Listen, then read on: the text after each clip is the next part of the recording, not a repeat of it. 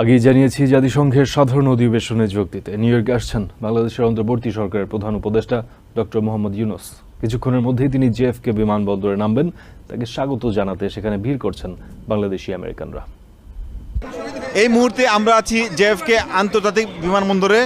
আর কিছুক্ষণ পর বাংলাদেশের অন্তর্বর্তী সরকারের যে প্রধান উপদেষ্টা ডক্টর মোহাম্মদ ইউনূস তিনি এসে পৌঁছবেন। তাকে স্বাগত জানাতে বিএনপির শত শত নেতাকর্মী এখানে এসে হাজির হয়েছেন। তারা নানা স্লোগান দিচ্ছেন। তারা বলছেন যে গত সরকার তারা নানা লুটপাট করেছে, দুর্নীতি করেছে, তার বিচার চেয়েছেন। এবং আমরা দেখেছি অন্যদিকে এই যে বিমানবন্দরের ঠিক এই জেএফকে যে টার্মিনাল 8 এটার ঠিক অন্যদিকে আওয়ামী লীগের যারা আছে তারাও এসছেন, তারা এসে প্রতিবাদ জানাচ্ছেন। এই মুহূর্তে নিউ ইয়র্কে যে জেএফকে এয়ারপোর্ট প্রতি বছরে যেটা হয়, আগে যখন সরকার প্রধান আসে তখন একদল স্বাগত জানায় আর একদল প্রতিবাদ জানায়। এবার যেহেতু প্রধান উপদেষ্টা